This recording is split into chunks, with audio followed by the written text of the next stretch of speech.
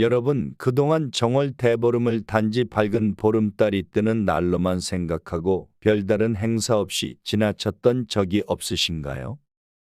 올해는 조금 다르게 해보시는 게 어떨까 합니다.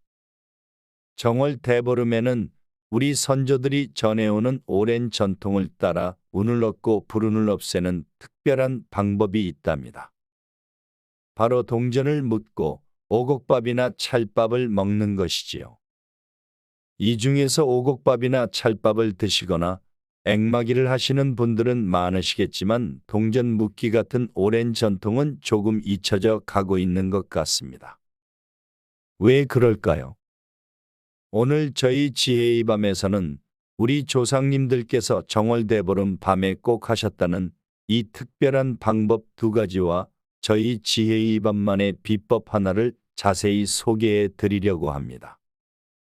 영상 끝까지 보시고 소개해드린 모든 방법을 실천해 보시어 모두가 올 한 해 복 많이 받으시길 바랍니다.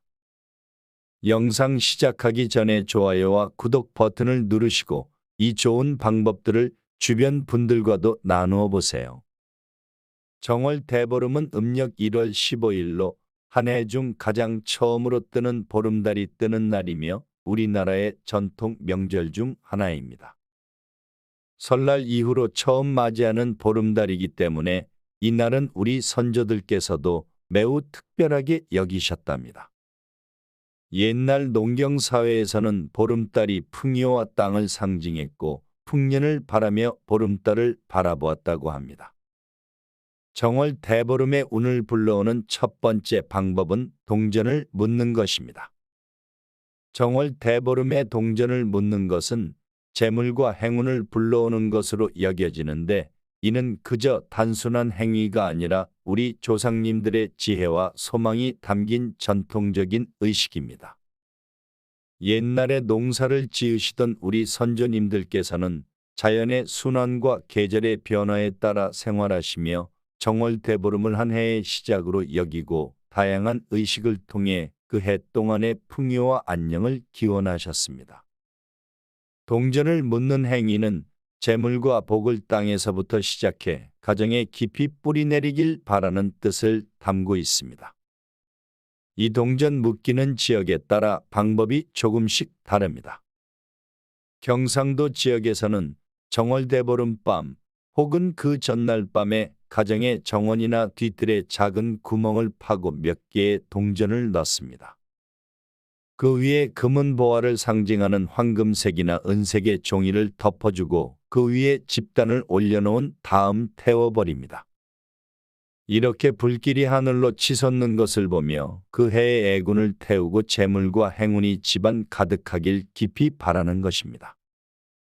전라도 지역에서는 더욱 개인적인 바람을 담아 동전을 묻습니다. 집 앞마당에 작은 구멍을 파고 거기에 동전과 함께 자신의 소원이 적힌 종이를 넣지요. 전라도 내에서도 각 집마다 조금씩 다른 방식으로 이 행사를 진행하는데 특히 농사를 짓는 집에서는 볏짚도 함께 묻곤 했습니다.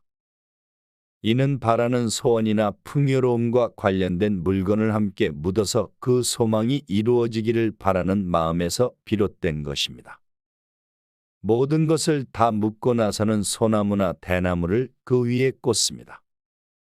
소나무와 대나무가 겨울에도 푸르게 자라는 것처럼 소망한 바가 겨울까지도 지속되기를 바라는 의미를 담고 있습니다. 충청도 지역에서는 동전을 묻을 때 소금이나 쌀을 함께 땅속에 넣습니다. 이는 소금과 쌀이 오랫동안 우리 생활에서 중요한 역할을 해왔기 때문입니다. 소금을 묻는 것은 애군을 막고자 하는 의도이고 쌀을 묻는 것은 풍년을 기원하는 의미가 담겨 있습니다. 이처럼 지역마다 조금씩 다른 방식으로 동전 묻기를 하는 것은 한 해 동안 가족의 건강과 풍요를 기원하는 의미에서 각 가정마다 지켜온 의식입니다. 마치 봄바람이 새로운 시작을 알리듯이 정월 대보름에 동전을 묻는 것은 새해가 시작됨을 알리고 가족들의 건강과 행복을 기원하는 의미 있는 전통이었습니다. 정월 대보름에는 대운을 불러일으키는 두 번째 방법은 바로 오곡밥을 드시고 견과류로 불엄을 깨는 것입니다. 정월 대보름에는 특별히 먹어야 할 음식들이 있는데 이 음식들로 한 해 동안의 소망을 비는 동시에 건강과 풍요를 기원합니다. 우선 5가지 곡식을 사용해 오곡밥을 만들고요. 10가지 묵은 나물 반찬도 준비합니다. 견과류로는 불엄을 깹니다. 이렇게 정월 대보름 전날 저녁에 준비한 음식들을 이웃들과 함께 나누어 먹기도 합니다. 오곡밥에 대해서 좀 더 자세히 말씀드리겠습니다. 찹쌀, 팥, 수수, 차조, 콩 등 최소 5가지 이상의 곡식을 섞어서 만드는 밥이 바로 오곡밥입니다. 다가오는 해의 모든 곡식이 잘 자라기를 바라는 마음에서 정월 대보름 음식으로 오곡밥을 만들어 드시는 거죠. 각 지역마다 심지어 계층마다 사용하는 재료가 조금씩 다르다는 점이 참 흥미롭습니다. 예를 들어 경기도와 충청도에서는 수수, 팥, 찹쌀, 차조를 사용하는 반면 다른 지역에서는 보리쌀이나 맵쌀로 대체하기도 했습니다. 일반 가정에서는 곡식만을 넣어 밥을 짓지만 여유가 있는 집에서는 대추, 밤, 곶감, 꿀 등을 추가하기도 했습니다. 이렇게 간장을 넣어 색을 낸 밥이 바로 약밥입니다. 두 음식 모두 찹쌀을 사용하며 색상이 거무스름하다는 공통점이 있습니다. 평소에는 쉽게 먹을 수 없는 음식을 만들어 조상님께 올리는 것은 의례의 중요성을 강조하는 것이며 행사가 끝난 후에는 이 음식을 나누어 먹음으로써 필요한 영양분을 보충하는 것으로 여겨집니다. 오곡밥은 다양한 곡식이 어우러져 영양학적으로도 매우 우수합니다. 특히 전통의학에서는 5개 장기가 모두 조화롭게 영양을 받을 수 있는 적절한 균형이 잡혀 있다고 합니다. 이제 묵은 나물에 대해 여러분께 알려드릴 차례입니다. 박버섯, 콩, 순무, 무잎, 오이콕지, 가지껍질 같은 여러 가지 채소들을 말려둔 것이 바로 묵은 나물입니다. 정월 대보름에 이 나물들을 드시면 한여름의 더위를 덜 타게 된다고 하여 꼭 드시는 음식 중 하나입니다. 오곡밥과 마찬가지로 어느 지역이냐에 따라 준비하는 나물의 종류가 조금씩 다르긴 하지만 대체로 10가지 정도를 준비합니다. 산에서 나는 취나물, 고추나물, 삿갓나물 같은 나물들 외에도 채소를 말린 시래기, 무청, 호박잎 등도 사용합니다. 묵은 나물이 아니어도 콩나물이나 숙주나물을 넣기도 하고 바다 근처에서는 해초를 추가하기도 합니다. 이제 불엄에 대해서 말씀드리겠습니다. 정월 대보름 아침에 잣, 날밤, 호두, 은행, 땅콩 같은 단단한 견과류를 깨먹는 것을 불엄이라고 합니다. 견과류 종류에 상관없이 여러 가지를 준비해서 가족들과 함께 드시는 거죠. 불엄은 대부분 대보름 전날에 미리 물에 씻어서 준비해 둡니다. 이 불엄은 우리 몸에 영양을 공급할 뿐만 아니라 혈관을 윤활하고 청소하는 역할을 합니다. 한의학적으로 보면 우리 몸의 순환과 관련된 부분을 불엄이 윤활하게 청소해주는 효능이 있다고 하네요. 불엄을 드시면 부스럼이 생기지 않는다고 하는데 이는 견과류에 들어있는 불포와 지방산 덕분입니다. 부스럼은 피부 질환을 의미합니다. 견과류를 깨물어 치아를 튼튼하게 하는 것은 우리 조상들의 지혜로운 방법이었습니다. 여러분, 불엄 깨기에 대해서 들어보셨나요? 정월 대보름 아침 일찍 한 해 동안의 부스럼을 예방하고 건강을 기원하며 견과류를 어금니로 깨무는 풍속입니다. 보통은 자신의 나이 수만큼 깨무는데 여러 번에 걸쳐 깨무는 것보다는 한 번에 깨무는 것이 좋습니다. 이때 불엄 깨물자 혹은 올 한 해 무사태평하고 부스럼이 나지 않게 해달라는 기원을 함께 외칩니다. 불엄 깨기를 통해 1년 내내 무사태평하고 만사형통하며 부스러기가 나지 않기를 기원합니다. 정월 대보름날에는 아침 일찍 부럼 깨기를 하시는 것이 좋습니다. 이른 아침 눈을 뜨자마자 부럼 깨기를 하는 것이 좋다고 하네요. 부럼 깨기를 하기 위해서는 전날 밤에 과실을 미리 준비해 두고 땅속에 묻어둔 밤도 꺼내어 깨끗이 씻어 두셔야 합니다. 어릴 적 저희 어머니도 전날 저녁에 부럼 세트를 식탁 위에 준비해 두시곤 하셨던 기억이 나네요. 정월 대보름 음식은 겨울 동안 움츠렸던 우리 몸을 다시 깨우는 의미가 있다고 합니다. 새로운 한 해를 맞아 오곡밥으로 오장육부의 영양소를 골고루 공급하고 부럼으로 우리 몸의 혈관을 윤활하게 하며 묵은 나무를 통해 섬유질과 무기질 성분으로 몸에 필요한 보조 작용을 해줄 수 있도록 도와준다고 합니다. 이 모든 것은 건강을 위한 우리 조상님들의 지혜로운 방법이라고 할 수 있습니다.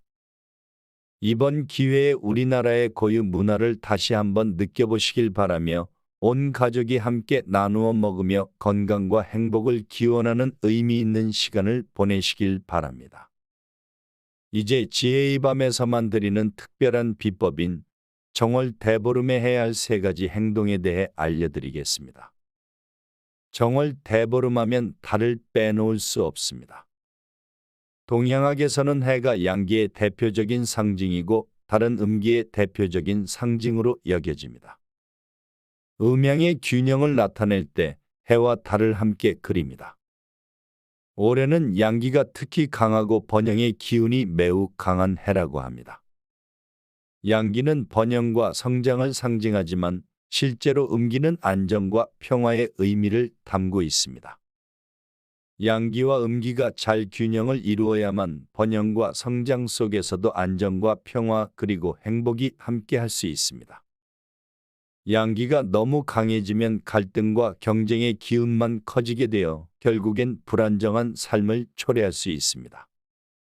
그러니 올해는 달이 뜨면 꼭 달맞이를 하시길 바라며 저녁 시간에 집 주변을 잠깐이라도 산책하는 것도 좋습니다. 달을 보며 하는 산책은 가장 이상적입니다. 예전에는 쥐불놀이 같은 행사를 즐겼지만 요즘은 그럴 기회가 적어졌습니다. 그래서 산책이 그런 역할을 대신할 수 있습니다. 산책을 하면 마음가짐이 달라져서 그 결과로 올 한 해 동안 가정의 행복과 번영, 안정이 함께할 것입니다. 첫째, 정월 대보름 아침에는 웃음을 많이 지으셔야 합니다. 웃음은 안정과 행복을 위한 최고의 약입니다. 동국세 시기에 따르면 밤새도록 불을 밝히고 잠을 자지 않으면서 웃음으로 아침을 맞이하는 것이 한 해의 운을 지키는 최선의 방법이라고 합니다. 밤을 새우지 않더라도 웃음을 지으며 아침을 맞이하는 것은 어렵지 않습니다. 가족들에게 웃음 가득한 아침 인사를 건네세요. 이것이 바로 운을 지키는 최고의 방법입니다. 특히 아침 시간에는 웃음을 더 많이 지으세요. 웃을수록 한 해 동안 운이 좋아집니다. 둘째, 정월 대보름날에는 부모님께 반드시 인사를 드려야 합니다. 보름날은 조상님께 감사하는 날로 여겨집니다. 한 해의 절반을 마무리하는 추석처럼 정월 대보름에는 그 해의 풍성한 수확을 기념하여 부모님과 조상님께 감사의 인사를 전하는 날입니다. 추석보다 더 큰 명절인 정월 대보름에 조상님께 인사를 드리면 한 해가 더 순조롭게 흘러갑니다. 우리 조상 중에서도 가장 중요한 분은 바로 부모님이십니다. 부모님을 통해 우리는 모든 조상님과 연결됩니다. 과거에는 왕실에서도 제일 먼저 종묘를 찾고 사람들은 어른들에게 가장 먼저 인사를 드렸습니다. 이는 매우 중요한 일입니다. 모든 복과 운 중에서 조상님으로부터 오는 복이 가장 크고 중요합니다. 풍수에서도 부모님과 조상님의 자리에 큰 의미를 두고 있습니다. 이날 아침에 부모님께 인사를 드리고 멀리 계신 경우 전화로라도 인사를 하고 돌아가신 분들께는 마음속으로 부모님 감사합니다. 올 한 해도 잘 부탁드립니다라고 기도하면 올 한 해 모든 일이 잘 풀립니다. 셋째, 정월 대보름에는 절대로 혼자서 식사하지 않는 것이 좋습니다. 혼자 계신 가족이 있다면 그분을 초대해서 함께 식사를 하거나 친구들과 함께 밥을 먹으세요. 이것이 바로 올 한 해 동안 여러분의 복을 만들어가는 방법입니다. 그리고 불필요한 살생은 절대로 하지 마세요. 보름날은 원래부터 생명을 살려주는 날로 여겨졌습니다. 과거에는 도축이나 사냥을 하지 않았으며 왕실에서도 채소로 만든 음식만을 드셨습니다. 현대에 와서 모든 것을 그대로 따를 수는 없지만 불필요한 살생은 삼가는 것이 좋습니다. 한 해의 운을 좋게 하려는 이날에 부정한 일을 하면 결국 좋지 않습니다. 이런 좋은 전통이 왜 잊혀져 가는지 참으로 안타깝습니다. 동전을 묶거나 오곡밥을 만드는 것만으로도 우리 가족의 건강과 풍요를 기원할 수 있는데 말이지요. 우리 선조들은 자연과 함께 살아가며 그 속에서 삶의 지혜를 배웠습니다. 정월 대보름에 동전을 묻는 것도 그중 하나였겠지요. 이번 정월 대보름에는 우리 모두 잊혀진 전통을 되살려 가족과 이웃과 함께 따뜻하고 풍요로운 시간을 보내길 바랍니다. 또한 이 소중한 전통이 우리 후손들에게도 계속 이어질 수 있도록 노력해야겠습니다.